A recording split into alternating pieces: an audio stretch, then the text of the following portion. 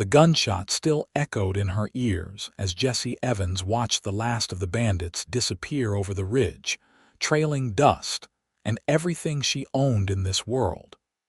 Her fingers dug into the dry Arizona earth, blood from a cut on her forehead dripping onto her torn sleeve. The stagecoach lay on its side, the driver dead, and her entire life packed into 3 trunks for her journey west was gone. It was 1876, and Jessie had left Philadelphia with dreams of establishing a millinery shop in Oro Blanco, Arizona territory. At 22, she had inherited enough from her late aunt to start fresh after her parents' passing. Now, as the setting sun painted the desert in amber hues, she had nothing but the torn clothes on her back and a locket containing her mother's portrait. Jessie pulled herself to her feet, wincing at the pain in her ankle. The nearest town was still miles away.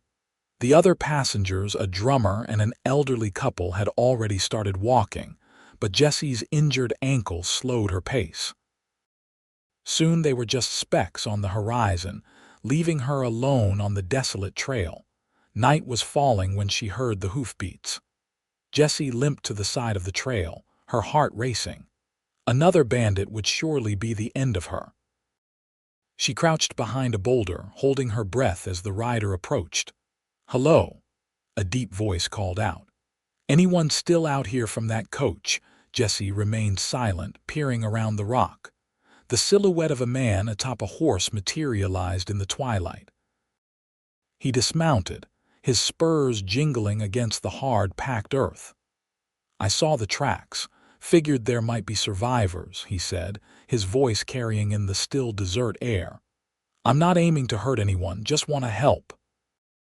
Something in his tone, honest, direct, made Jessie step out from her hiding place.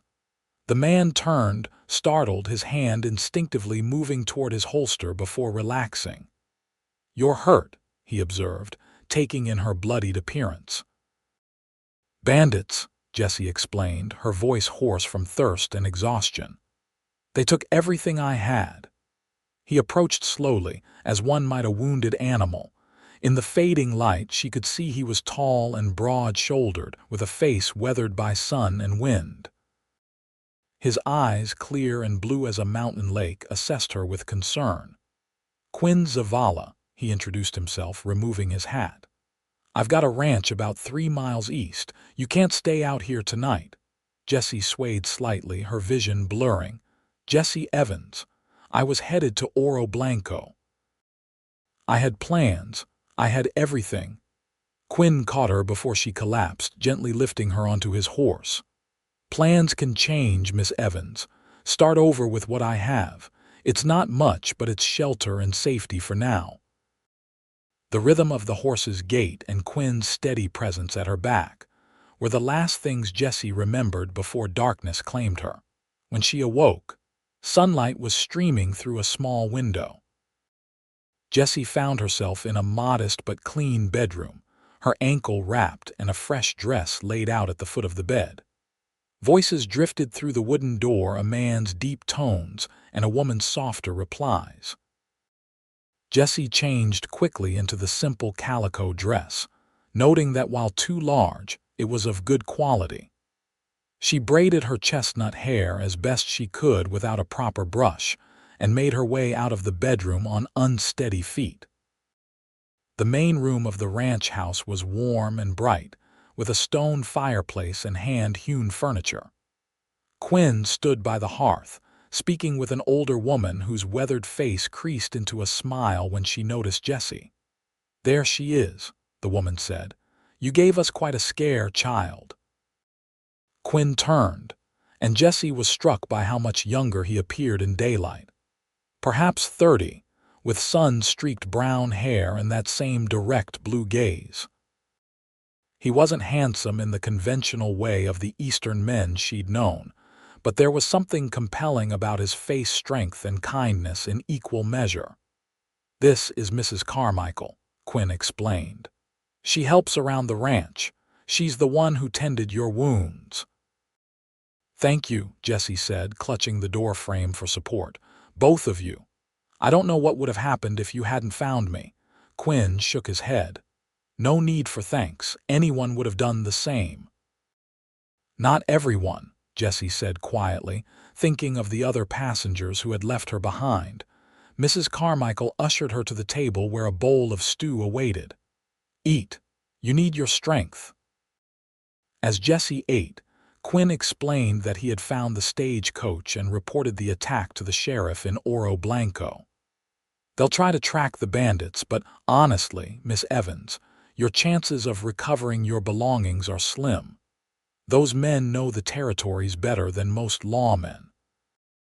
Jessie swallowed hard, pushing away the despair that threatened to overwhelm her. "I had everything in those trunks. My savings, my supplies for the shop I planned to open, all my clothes, my parents' letters." "What kind of shop?" Mrs. Carmichael asked. "A millinery shop. I was apprenticed to a hat maker in Philadelphia." Jessie managed a weak smile. "I thought Oro Blanco could use some Eastern fashion." Quinn looked thoughtful. "It could, at that. Not much in the way of fine things out here." "Well, that dream is dead now," Jessie said, more bitterly than she intended. Quinn leaned forward. "Not necessarily. Oro Blanco's growing, the silver mines bringing people in, ladies with money to spend on pretty things. But I have nothing. No materials, no tools, no place to live or work," Jessie protested. "Start over with what I have." Quinn repeated his words from the night before. "I've got a small cabin in town. Was my mother's. It's been sitting empty since she passed last year. Could be a shop with living quarters above." Jessie stared at him, bewildered by the offer. "Mr. Zavala, why would you do that for a complete stranger?" Quinn's eyes darkened slightly. "Because 12 years ago I was the one robbed and left for dead. Someone helped me when I had nothing. I'm just passing on the favor. Mrs. Carmichael nodded approvingly. "Quinn's a good judge of character, Miss Evans. If he's offering help, it's because he sees something worth helping." "I can't accept charity," Jessie said, though her heart leapt at the prospect of salvaging her plans. "It's not charity," Quinn corrected her. "It's an investment. You'd pay rent once you're established, and in the meantime, you could help Mrs. Carmichael with the household accounts. She's getting on in years and her eyes aren't what they used to be." "My eyes are fine," Mrs. Carmichael huffed. "It's just these newfangled small numbers they're printing these days." Jessie found herself smiling despite everything. These strangers were offering her a lifeline when her world had collapsed. It wasn't what she had planned, but perhaps. "I accept your offer, Mr. Zavala," she said finally. "At least until I can get back on my feet, and I'll work for my keep, whatever needs doing." Quinn nodded once decisively. "Good. We'll ride into town tomorrow, see about getting you settled." That night, lying in the borrowed bed, Jessie turned her mother's locket over in her fingers. Had she made a reckless decision, putting her fate in the hands of a man she barely knew? But what choice did she have? The West wasn't forgiving to women alone with no resources. Quinn Zavala seemed honorable, and Mrs. Carmichael's presence was reassuring. Jessie closed her eyes, clinging to the faint hope that perhaps all was not lost after all. The ride to Oro Blanco the next day revealed a town in transition. What had once been a small mining settlement was now growing, with wooden storefronts lining the main street and construction underway on several new buildings. The silver boom had brought prosperity, evident in the bustle of activity. Quinn pointed out landmarks as they rode: the assay office, the Silver Dollar Saloon, the General Mercantile, and finally, a small whitewashed building set slightly apart from the others. "This was my mother's place," he explained as he helped Jessie down from his horse. "She was a seamstress. Did well enough for herself after my father died." The cabin was modest but charming, with a large front window perfect for displaying merchandise. Inside, there was a good-sized room that had clearly served as a workspace, with a counter along one wall and shelves built into another. A narrow staircase led to living quarters above a bedroom, a small sitting room, and a rudimentary kitchen. Everything was covered in a fine layer of dust, but the structure was sound. Jessie could immediately see the potential, and despite her circumstances, excitement flickered to life within her. "It's perfect for a shop," she said, running a hand along the sturdy counter. "Your mother had good taste." "She was particular about her workspace," Quinn said, a hint of pride in his voice. "Said a proper setup was half the battle in any trade." They spent the morning cleaning with Mrs. Carmichael joining them after shopping for supplies. By midday, the shop was beginning to look habitable. Quinn excused himself to speak with the sheriff about the stagecoach robbery, leaving Jessie and Mrs. Carmichael to continue the work. "He doesn't talk about his mother much," Mrs. Carmichael remarked as they scrubbed the floors. Isabel was a fine woman, Spanish from an old California family. Met Quinn's father when he was driving cattle through.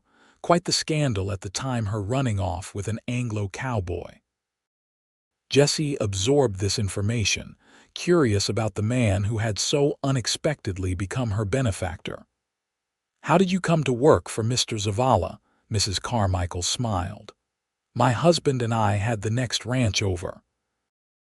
When Joseph died 5 years back, Quinn helped me keep things going until my son could take over. Then he offered me work at his place when it got to be too much.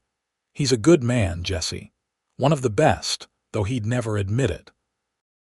Before Jessie could ask more, the door opened, and Quinn returned with a tall man in a sheriff's badge. "Miss Evans," the sheriff greeted her. "Sheriff Tom Mallory. Sorry about what happened on that stage. We've got men out looking for those bandits, but I won't lie to you, trail's already cold." Jessie nodded, having expected as much. "Thank you for trying, Sheriff. Quinn here says you're planning to stay in Oro Blanco," Sheriff Mallory continued. "Open a hat shop." "That was my intention," Jessie said, "though I've lost all my supplies and savings." The sheriff looked thoughtful. "My wife might have some things that could help you get started. She orders hats from back east, has a box of trimmings and such she never used. I'll send her by tomorrow." "That's very kind," Jessie said, touched by the offer. After the sheriff left, Quinn produced a small leather pouch from his pocket and placed it on the counter. "Loan to get you started. Pay me back when you can." Jessie stared at the pouch, hearing the unmistakable clink of coins.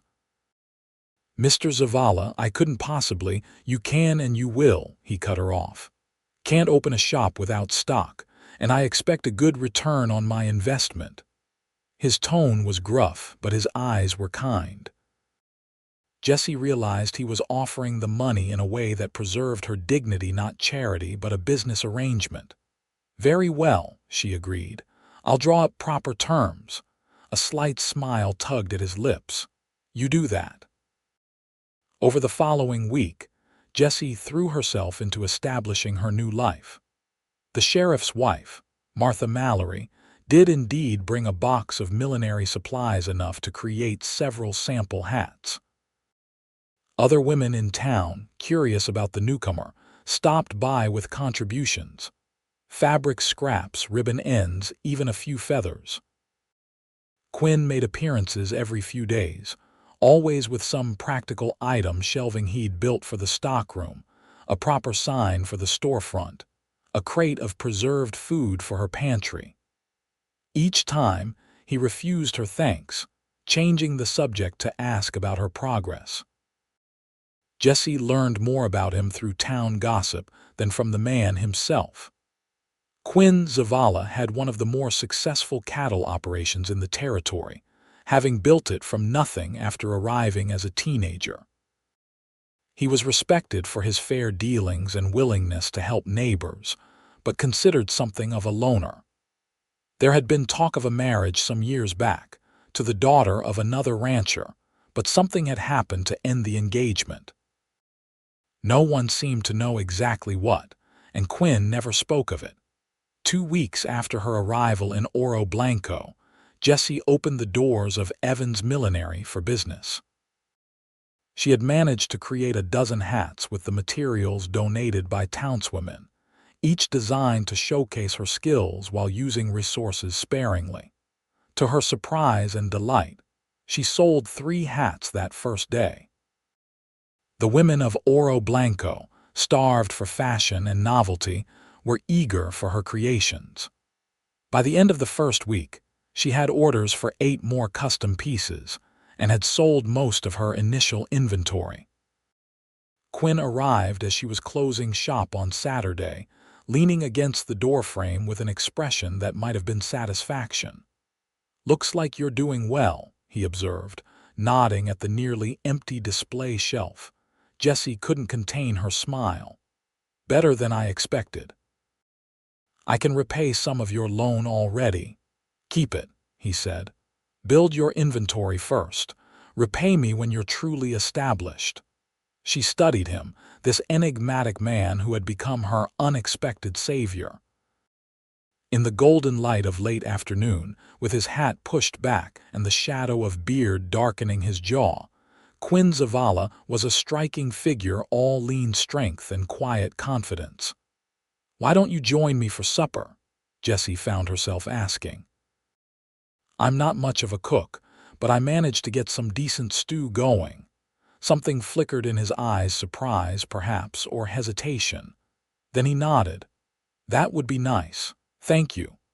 The meal was simple but good, with fresh bread Jessie had traded a hat decoration for at the bakery. They ate at the small table in her upstairs quarters, the conversation flowing more easily than she'd expected. Quinn spoke of his ranch, the challenges of the coming cattle drive, the new strain of grass he was experimenting with for grazing. Jessie shared stories of her apprenticeship in Philadelphia, her dreams for the shop, the eccentric customers she'd already encountered in Oro Blanco. "I still can't quite believe I'm here," Jessie admitted as they finished their meal. "A month ago, my life was entirely different. Sometimes I wonder if I made a terrible mistake coming west alone." Quinn was quiet for a moment. "The West can be harsh," he finally said, "but it can also offer second chances like nowhere else. No one cares who your family was or what mistakes you've made. They only care about who you are now, what you can do." "Is that why you came?" Jessie asked. "For a second chance."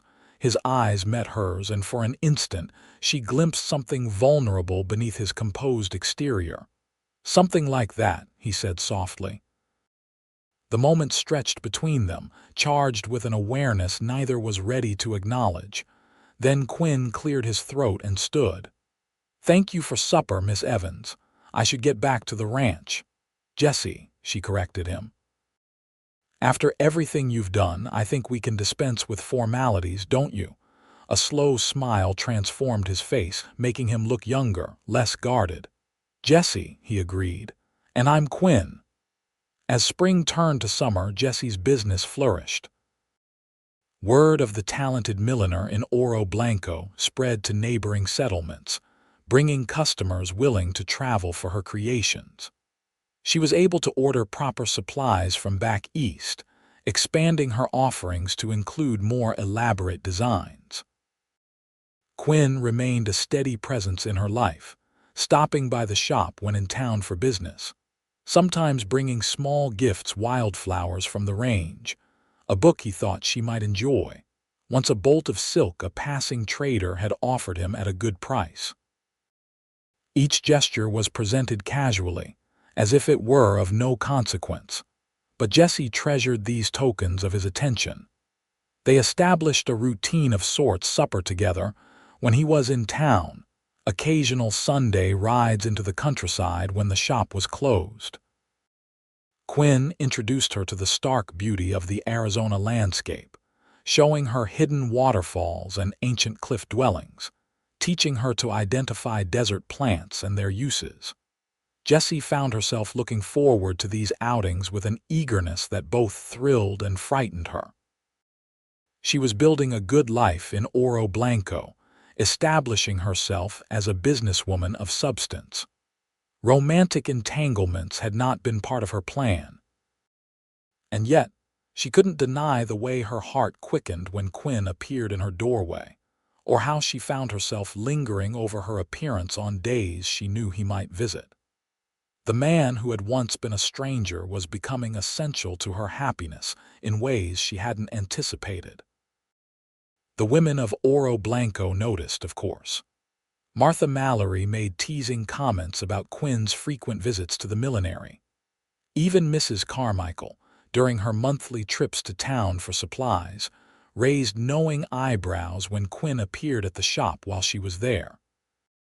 "He's never shown such interest in town affairs before you arrived," Mrs. Carmichael remarked.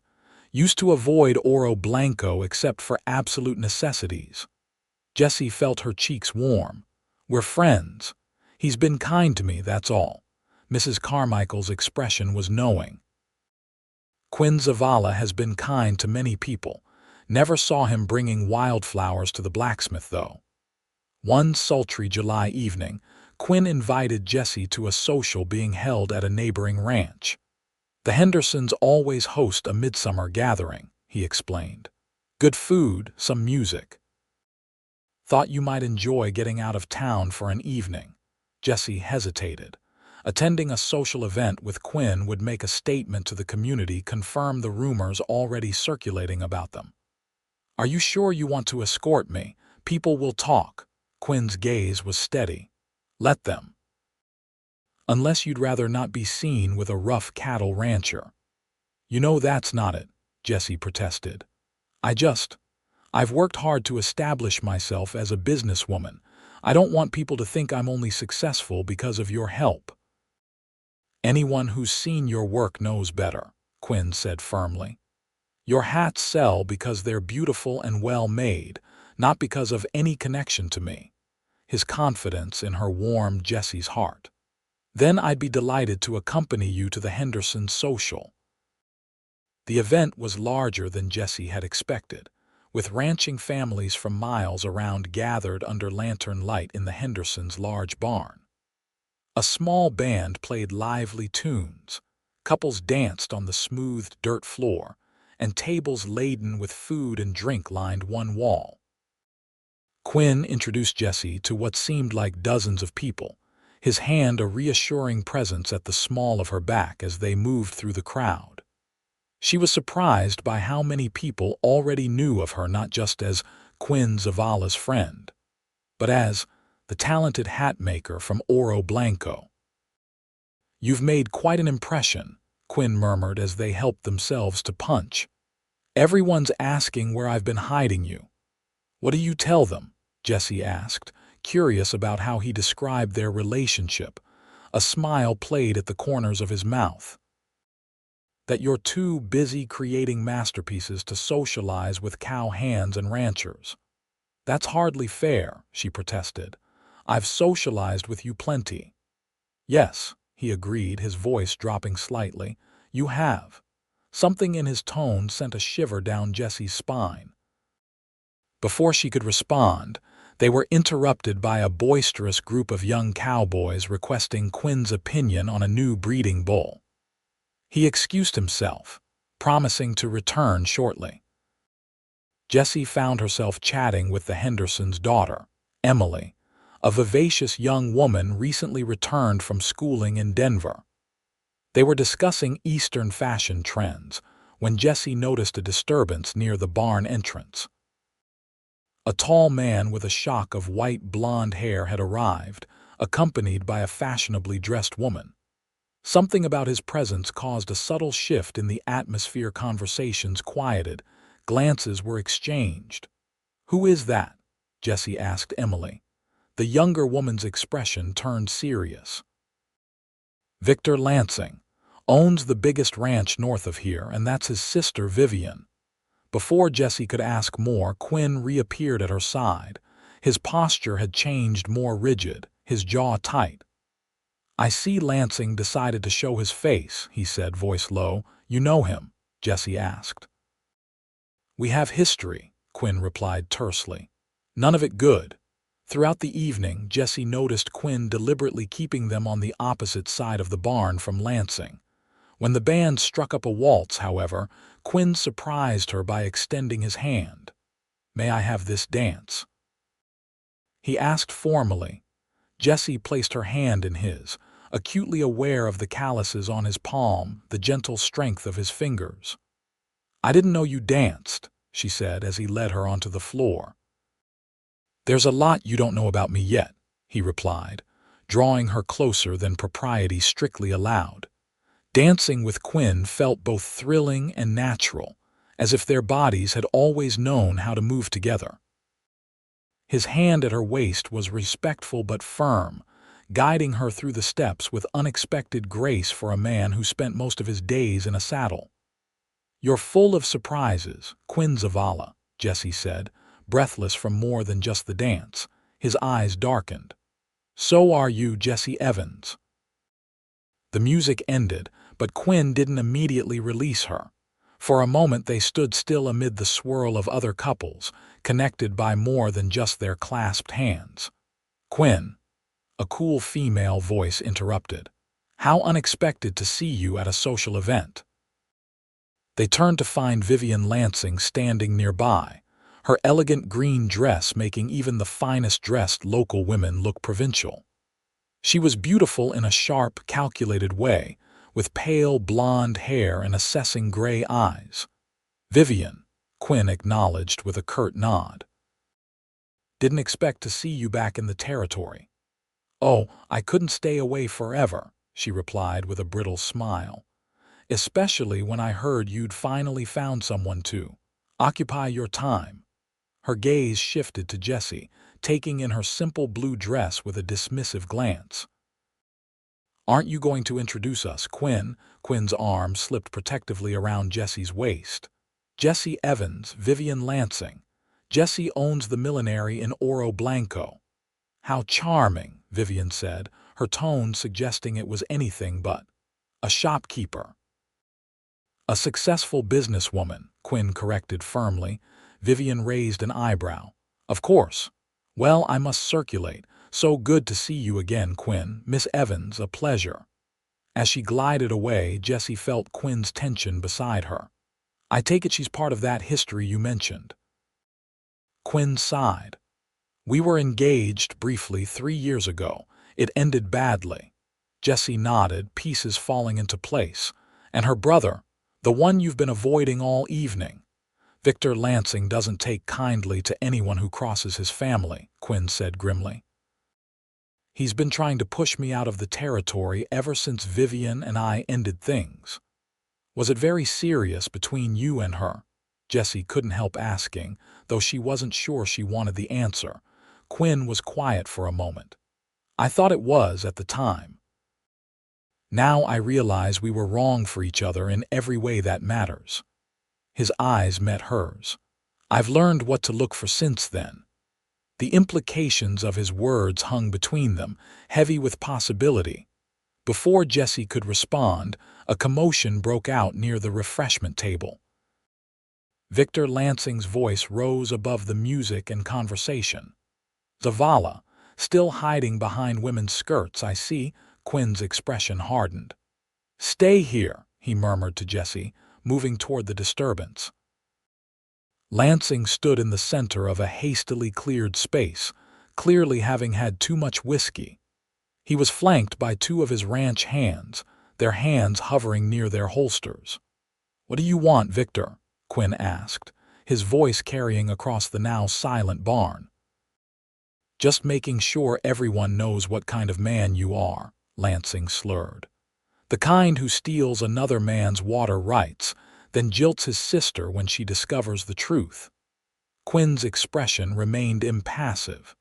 "You know that's not how it happened. The water rights were legally mine. And Vivian ended our engagement, not the other way around. After she found out what you'd done," Lansing bellowed. "Don't play innocent, Zavala. Everyone knows you're a cheat and a thief." Quinn's hand moved imperceptibly closer to his gun. "I think you should leave, Victor."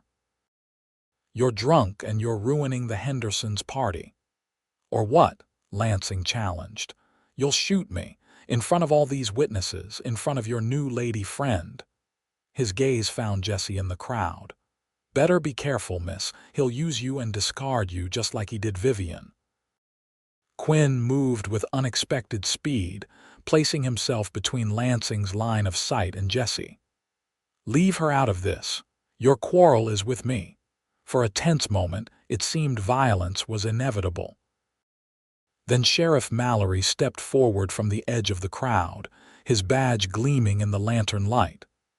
"That's enough, Lansing," he said firmly. "Time for you to head home. Sleep it off." Lansing glared, but even in his inebriated state, he recognized the authority in the sheriff's voice. "This isn't over, Zavala," he growled before allowing his men to lead him away. The band struck up a lively tune, attempting to dispel the tension, but the damage was done. Quinn returned to Jessie's side, his expression grim. "I'm sorry you had to witness that," he said quietly. "We should go." The ride back to Oro Blanco was mostly silent. Jessie's mind raced with questions, but she sensed Quinn wasn't ready to discuss what had happened. Only when they reached her shop did she finally speak. "Thank you for taking me tonight. Despite how it ended, I enjoyed myself." Quinn helped her down from the wagon, his hands lingering at her waist a moment longer than necessary. "I'm sorry about Lansing and Vivian. That wasn't how I wanted the evening to go." "How did you want it to go?" Jessie asked softly. In the moonlight, his features were shadowed, but his eyes gleamed with intensity. "I wanted to dance with you, talk with you, show everyone that I'm proud to be seen with you." "Are you," she whispered, "proud to be seen with me?" Quinn's hand came up to cup her cheek, his touch gentle despite the strength she knew those hands possessed. "More than you know." He leaned down slowly, giving her time to pull away if she wished, but Jessie found herself rising to meet him, her eyes closing as his lips touched hers. The kiss was tender at first, a question more than a demand. When she responded, sliding her hands up to his shoulders, Quinn deepened the kiss, drawing her closer.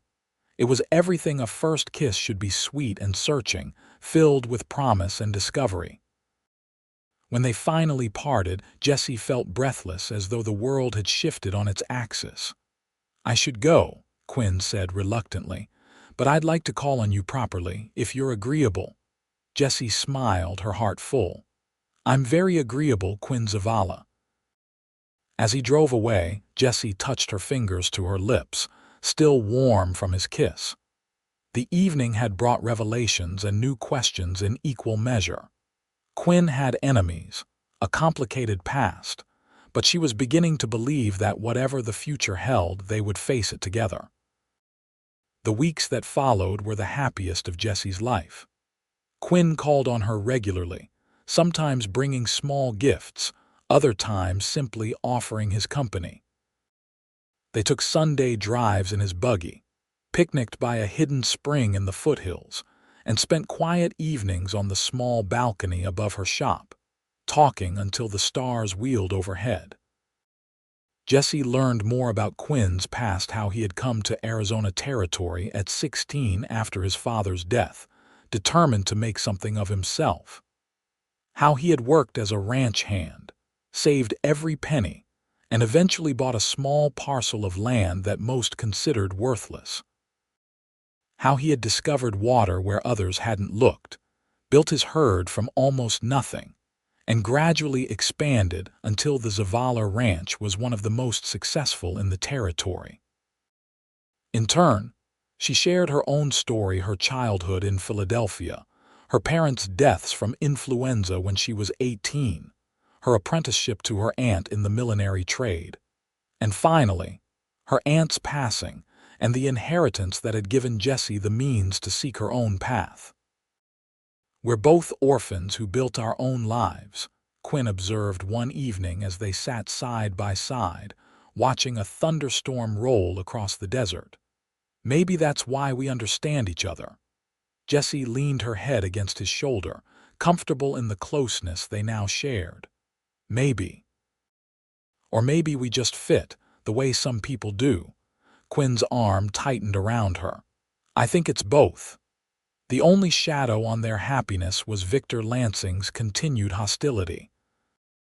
Though he avoided direct confrontations after the scene at the Hendersons' party, rumors circulated that he was interfering with Quinn's business, diverting potential buyers, hiring away good hands, even threatening merchants who dealt with the Zavala ranch. Quinn said little about these matters, but Jessie could see the toll they were taking in the new lines on his face, the tension in his shoulders when he returned from business dealings. You should stand up to him, Jessie urged one evening after Quinn mentioned losing another cattle contract to Lansing's influence. Take it to the sheriff or the territorial courts. Quinn shook his head. It's not that simple. Lansing has connections in Tucson, friends in the legislature. And technically, he's not breaking any laws, just making things difficult. It's not right, Jessie insisted. He's trying to ruin you over a personal grudge. He won't succeed, Quinn said with quiet determination. I've weathered worse, and now I have something worth fighting for. His gaze met hers, filled with such tender devotion that Jessie's breath caught. In that moment, she realized what had been growing between them was more than attraction or affection. She was falling in love with Quinn Zavala, perhaps had already fallen. The realization both elated and terrified her. Love hadn't been part of her plan when she came west.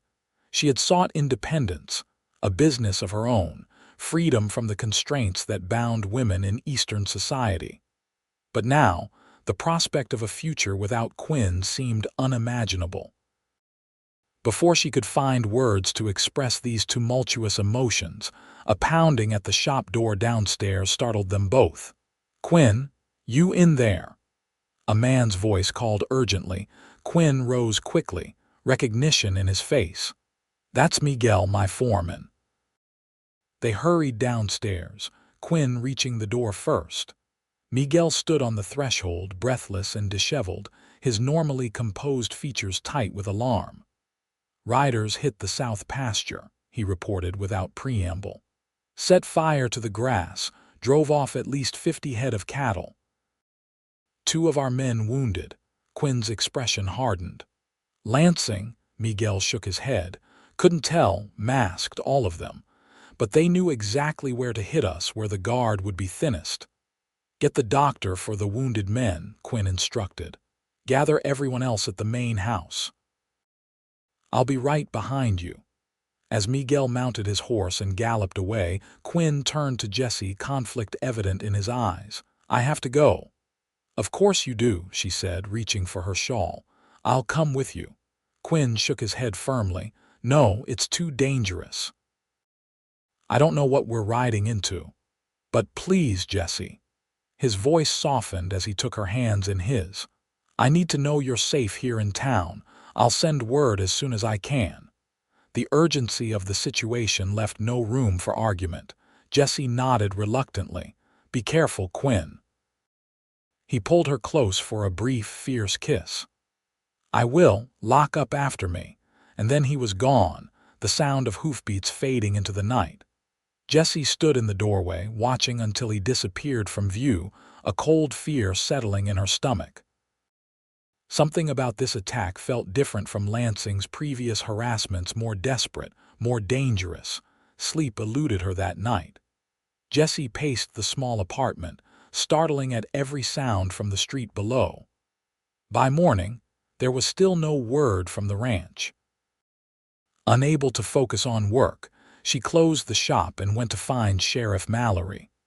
The sheriff's office was empty, a note on the door indicating he had ridden out to the Zavala ranch.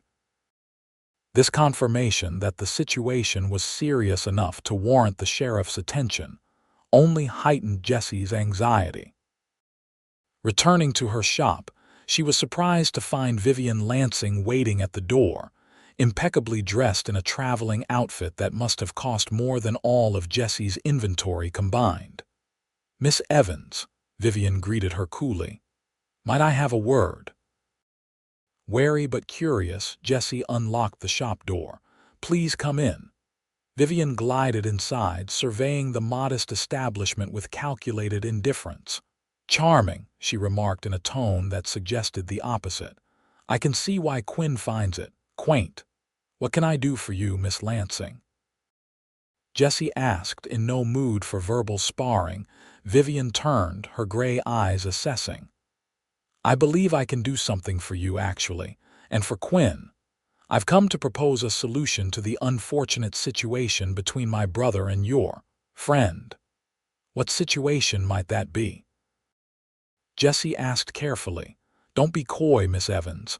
By now you must know about the fire at Quinn's ranch last night. Victor is being blamed, I understand." "Was it his doing?" Vivian waved a hand dismissively. "My brother can be impulsive when he feels wronged, but that's beside the point. I'm here to put an end to this feud before someone gets seriously hurt." "How do you propose to do that?" "By removing the source of Victor's resentment," Vivian said smoothly. "Me, or rather my continued presence in the territory." Jessie frowned, confused. "I don't understand." "It's simple, really. Victor has always been protective of me, especially after Quinn broke our engagement. As long as I remain here, a visible reminder of that humiliation, Victor will continue his vendetta." Vivian paced the shop, running a gloved finger along a display of ribbons. "But I've received an offer of marriage from a gentleman in San Francisco. If I accept and leave the territory, Victor would have no reason to continue pursuing this quarrel with Quinn." "And what does this have to do with me?" Jessie asked, though she was beginning to suspect. Vivian's smile held no warmth.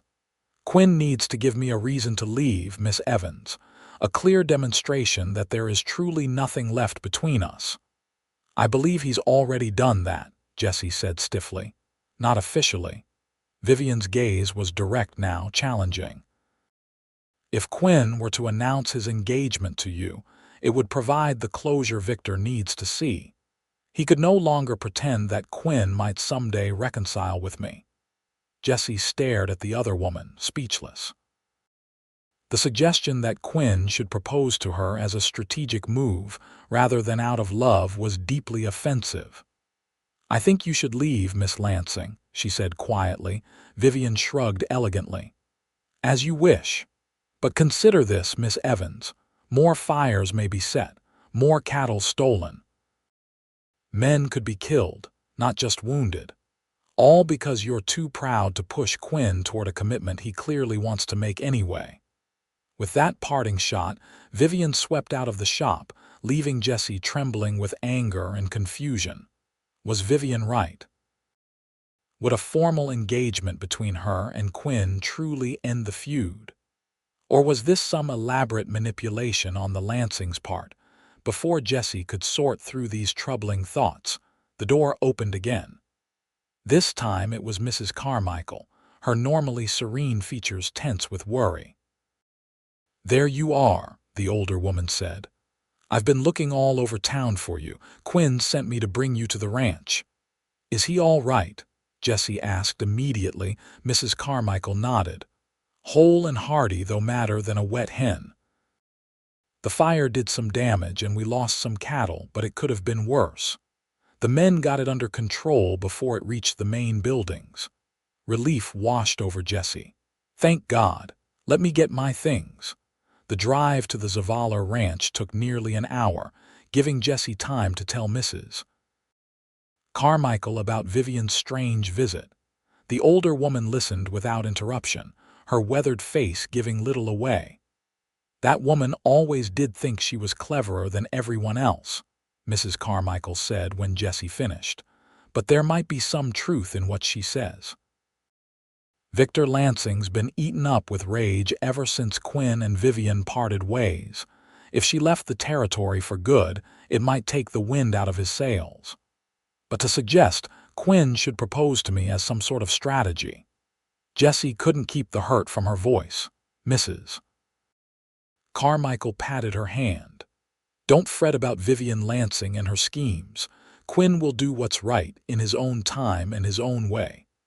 The Zavala ranch was a hive of activity when they arrived.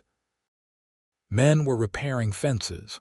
Others were leading horses laden with supplies toward the burned pasture, and Sheriff Mallory's horse was tied up outside the main house. Quinn met them at the door, his face lighting up at the sight of Jessie, despite the strain evident in his features. He helped her down from the wagon, his hands lingering at her waist. "Thank you for coming," he said softly. "I needed to see you." Inside, Sheriff Mallory was finishing his official report of the incident. He tipped his hat to Jessie as Quinn introduced them. "Miss Evans. Good to see you again, though I wish it were under better circumstances." The sheriff gathered his papers. "I'll send telegrams to neighboring counties, put out an alert for those stolen cattle, and I'll have a word with Victor Lansing, though I doubt he'll admit to anything." After the sheriff departed, Quinn showed Jessie the extent of the damage. A large section of the south pasture charred black, fences destroyed, cattle scattered across miles of territory. The two wounded ranch hands were recovering, thankfully, their injuries not as serious as first feared. "It could have been much worse," Quinn admitted as they walked back toward the house. "If Miguel hadn't spotted the fire when he did, we might have lost the whole herd, maybe even the ranch buildings." "Do you think it was Lansing?" Jessie asked. Quinn's jaw tightened. "Who else?" "He's been escalating for months. This is just the next step." "I had a visitor today," Jessie said carefully.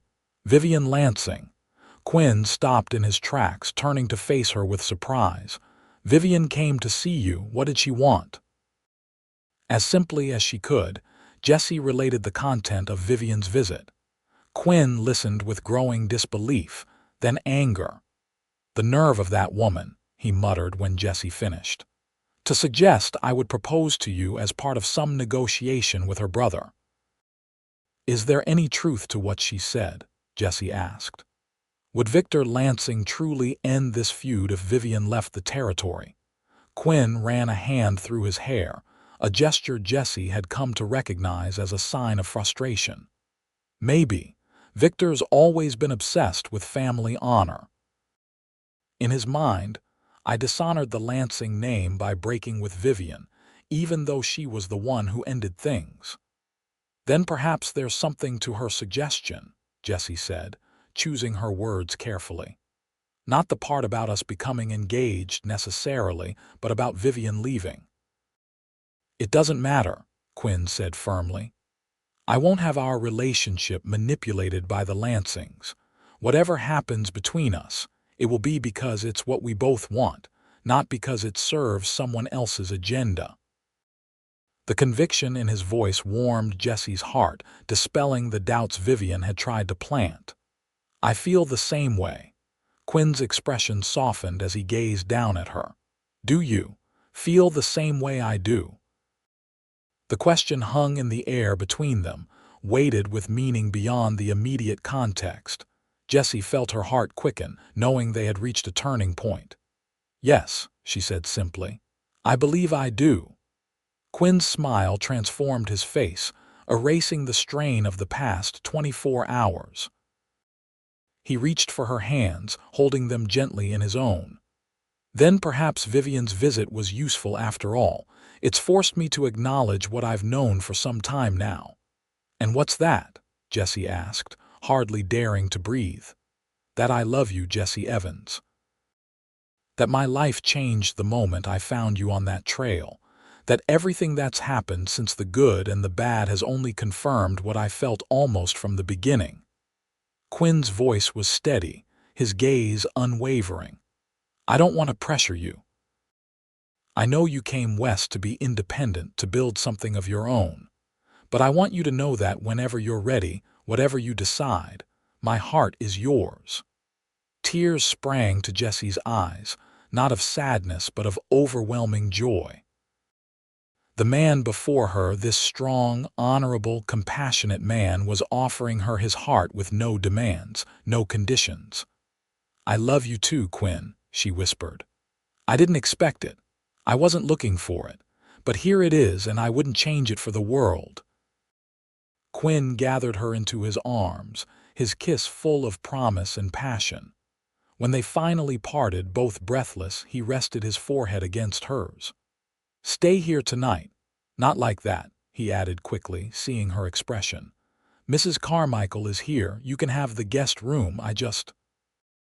I need you clothes after everything that's happened." Jessie nodded, understanding his need for reassurance, feeling it herself. "I'll stay." That evening, gathered around the dining table with Quinn, Mrs. Carmichael, and Miguel, Jessie felt a sense of belonging she hadn't experienced since her parents' deaths. This makeshift family born of circumstance, strengthened by shared challenges, had become precious to her in ways she hadn't anticipated when she set out for the West. After dinner, Quinn excused himself to make a final check on the ranch before nightfall. Jessie helped Mrs. Carmichael with the dishes, the two women working in companionable silence until the older woman spoke. "He loves you something fierce," Mrs. Carmichael observed matter-of-factly. "Never seen him like this with anyone, not even Vivian Lansing." "I love him too," Jessie admitted, feeling a blush rise to her cheeks. "More than I thought possible." "Good." Mrs. Carmichael nodded approvingly. "He deserves happiness after everything, just like you do." "What happened between him and Vivian?" Jessie asked, curiosity finally overcoming her reluctance to pry. "He's never really explained, beyond saying they were wrong for each other." Mrs. Carmichael hesitated, then sighed. "It's not my story to tell, but I suppose you should know, being as you're part of things now." She checked that they were alone in the kitchen before continuing. "Vivian Lansing is not the woman she pretends to be, sweet and proper on the outside, calculating underneath. She became engaged to Quinn when his ranch was starting to prosper, when it looked like he might become somebody important in the territory. But then she found out about his mother," Mrs. Carmichael said bluntly.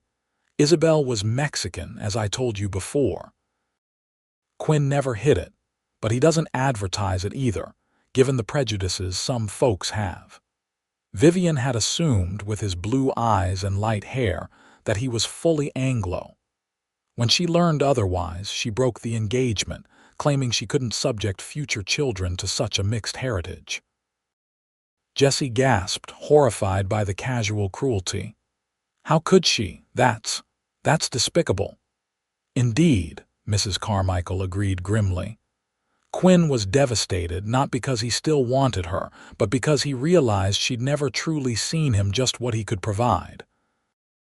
Victor Lansing made matters worse, spreading rumors that Quinn had somehow deceived Vivian, when in fact she was the one with false pretenses. "And now they want to manipulate us to save face," Jessie said, anger rising on Quinn's behalf. "The Lansings have always put appearance above substance," Mrs. Carmichael said wisely. "But Quinn is made of stronger stuff, and so, I think, are you." When Quinn returned, Jessie saw him with new eyes, understanding better the quiet dignity with which he carried himself, the way he assessed people carefully before offering trust, the value he placed on honesty and direct dealing. That night, in the guest room of Quinn's ranch house, Jessie felt more certain than ever that her future lay with this man. Not because he had rescued her when she had nothing, but because of who he was and who they could be together. The next morning brought an unexpected visitor to the ranch. Jessie was helping Mrs. Carmichael prepare breakfast when the sound of an approaching buggy drew them to the window. Victor Lansing himself was driving up the lane, alone and apparently unarmed. Quinn, who had been discussing the day's work with Miguel in the front room, moved to the door, his hand instinctively checking his holster. "What is he doing here?" Jessie asked, alarmed by the sudden appearance of Quinn's enemy. "We're about to find out," Quinn replied grimly. "Stay inside, both of you." Mrs. Carmichael snorted. "Not likely. If that man's bringing trouble, you'll want witnesses." Quinn didn't argue, merely nodding as he stepped onto the porch to meet Lansing. Jessie and Mrs. Carmichael followed, staying just inside the doorway. Victor Lansing drew his buggy to a halt, regarding Quinn with cold assessment before climbing down. He was tall and fair like his sister, but where Vivian's features were delicate, Victor's were harsh, almost cruel. "Zavala," he greeted Quinn stiffly. "I believe we need to talk. About the fire. Or the cattle your men stole." Quinn's voice was level, but Jessie could see the tension in his shoulders. Lansing's expression hardened.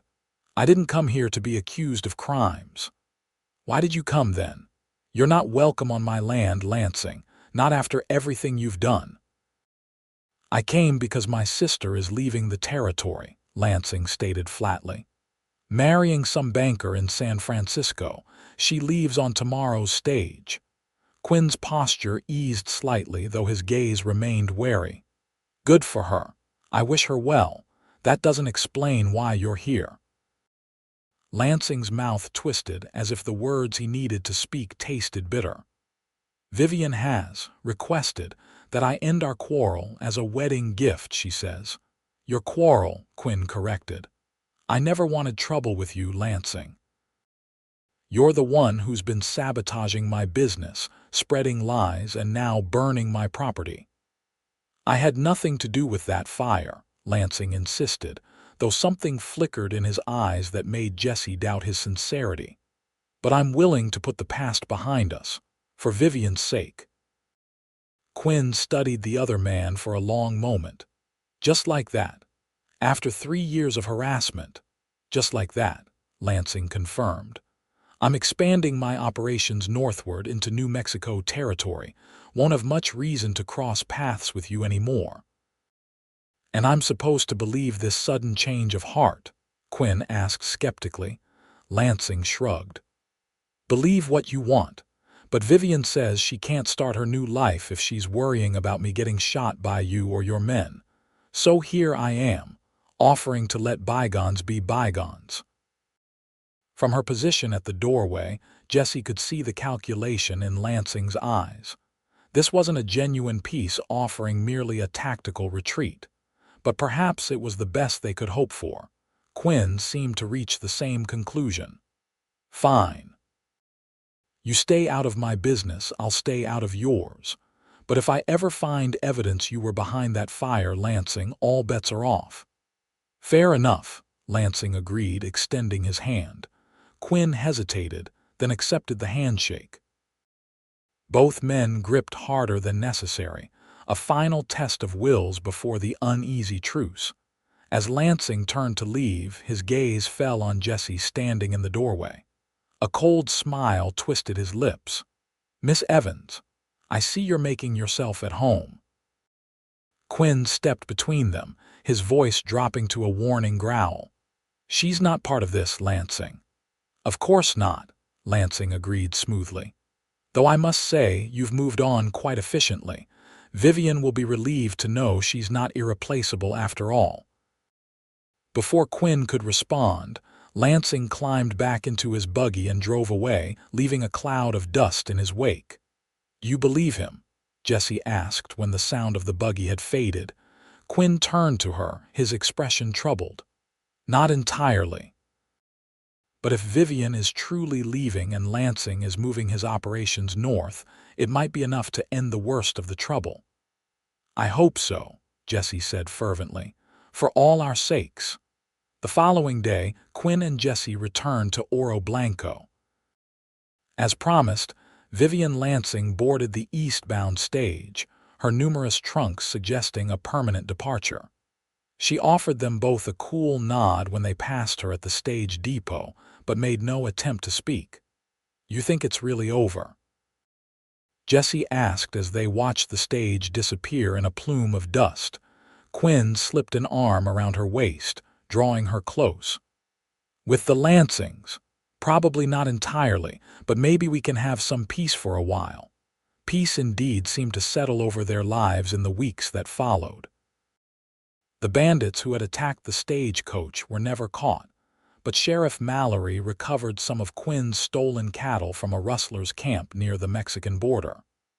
The burned pasture began to show new growth after a brief, intense monsoon season, and Jesse's business continued to flourish. Quinn divided his time between the ranch and town, often staying overnight in Oro Blanco. Their courtship progressed naturally, deepening from affection to a profound bond that neither questioned anymore. By early autumn, most of Oro Blanco simply assumed they would marry eventually, though no formal announcement had been made. One crisp October morning, Quinn arrived at the shop earlier than usual, looking uncharacteristically nervous. "I was wondering if you might close up early today," he said, fidgeting with his hat. "There's something I'd like to show you." Curious, Jessie agreed. They rode in Quinn's buggy eastward out of town, following a trail she hadn't traveled before. After about an hour, they crested a small hill, revealing a breathtaking vista of verdant valley nestled between rugged cliffs, a small stream winding through the center. "It's beautiful," Jessie breathed as Quinn helped her down from the buggy. "I had no idea this was here." "Few people do," Quinn said, taking her hand as they walked toward a stand of cottonwoods near the stream. "This land is part of my holdings but separate from the main ranch. I bought it last year thinking someday it might make a good place for." He trailed off, suddenly looking uncertain. "For what?" Jessie prompted gently. Quinn took a deep breath, turning to face her directly. "For a home, our home, if you'll have me." Jessie's heart seemed to stop, then race ahead. "Quinn, I know this isn't how proper Eastern ladies expect to be proposed to," he said, his voice steadier now. "I don't have a fancy ring or pretty words prepared, but I love you, Jessie Evans. I want to build a life with you here in town, wherever you want to be. I want to wake up beside you every morning and fall asleep with you every night. I want to grow old watching you create beautiful things and build your business. I want children who have your spirit and determination." Tears of joy blurred Jessie's vision as Quinn dropped to one knee before her, taking her hands in his. "When you came west, you were looking for independence, for a chance to make your own way. I don't want to take that from you. Whatever you've built is yours, the shop, your reputation, your success. I'm just asking if you might make room in your life for me too." His blue eyes searched hers, vulnerable and hopeful. "Jessie Evans, will you marry me?" In that moment, Jessie saw their future unfold before her, not as a surrender of her independence, but as a partnership between equals, each bringing their own strengths, each supporting the other's dreams. "Yes," she whispered, tears spilling freely now. "Yes, Quinn Zavala, I will marry you." Joy transformed his features as he rose to his feet, gathering her into his arms for a kiss that sealed their promise to each other. When they finally parted, Quinn reached into his pocket and produced a small velvet pouch. "I lied about not having a ring," he admitted with a sheepish smile. "It was my mother's. My father gave it to her when they decided to build their life together, against everyone's expectations. The ring was simple, but exquisite, a gold band with a single perfect sapphire." As Quinn slipped it onto her finger, Jessie was struck by the symmetry of their story. Like Quinn's parents, they had found each other against the odds, creating something precious from the harsh realities of frontier life. "It's perfect," she said, admiring how the blue stone caught the autumn sunlight. "Just like this place, just like you." Quinn laughed, his happiness unrestrained. "I'm far from perfect, Jessie, but with you I want to be better every day." They spent the afternoon planning their future, a small wedding before winter set in, a house built here in the valley by spring, Jessie maintaining her shop in town while Quinn managed the ranch. There would be challenges, they knew, but nothing they couldn't face together. As the sun began to set, casting long shadows across the valley, Quinn held Jessie close, his chin resting on top of her head. "When I found you on that trail," he said softly, "you'd lost everything. You looked at me like I was offering you the world when all I had was a horse and a ranch house." "You were offering me the world," Jessie replied, turning in his arms to face him. "You said, 'Start over with what I have,' and I thought you meant material things, shelter, safety. But what you really gave me was a chance to find love when I least expected it. That's worth more than all the trunks and treasures those bandits stole." Quinn's eyes darkened with emotion. "I never thought I'd find someone like you, Jessie. Someone who sees me for who I really am and loves me anyway." "Not anyway," she corrected him. "Because of who you are." As twilight deepened around them, Quinn and Jessie lingered in their private valley, reluctant to leave this moment of perfect happiness. The challenges of the past, the stagecoach robbery, Lansing's threats, all the obstacles they had overcome seemed distant now, merely steps on the path that had brought them together. The future stretched before them, full of promise and possibility. There would be a wedding, a home built with their own hands, perhaps children someday. There would be Jessie's growing business and Quinn's expanding ranch. There would be difficulties. No doubt life on the frontier guaranteed that, but there would also be joy, partnership, and a love forged in adversity. As the first stars appeared overhead, Quinn helped Jessie back into the buggy for the journey home. They traveled in companionable silence, hands linked, hearts full. The road ahead might not always be smooth, but they would travel it together, two souls who had found in each other not just love, but a true home. 3 months later, on a crisp January morning, Jessie stood before the small mirror in her shop, hardly recognizing the woman who gazed back at her. The wedding dress, a creation of ivory silk and delicate lace, had been a gift from her customers, who had pooled their resources to order it from San Francisco. Her hair was arranged in an elegant coil, adorned with tiny white flowers that Martha Mallory had preserved from her own greenhouse. "You look beautiful, child," Mrs. Carmichael said from the doorway, her usually practical demeanor softened by the occasion. "Quinn won't know what hit him." Jessie smiled, smoothing the silk skirt with trembling hands. "Is it time?" Mrs. Carmichael nodded. "The church is full to bursting. Seems all of Oro Blanco wants to witness Quinn Zavala finally meeting his match." The small chapel at the edge of town had indeed been decorated for a celebration far grander than either Jessie or Quinn had envisioned. Women from across the county had contributed flowers, ribbons, and candles. Men who worked with Quinn had repaired the chapel's sagging roof and whitewashed its walls. Children had gathered evergreen boughs to adorn the pews. Sheriff Mallory waited to escort Jessie down the aisle, having offered to stand in for her father when Quinn proposed. As the organ music began, played by the schoolteacher on an instrument hastily tuned for the occasion, Jessie took a deep breath and stepped into the chapel. Quinn stood at the altar, looking more handsome than she had ever seen him in a new black suit.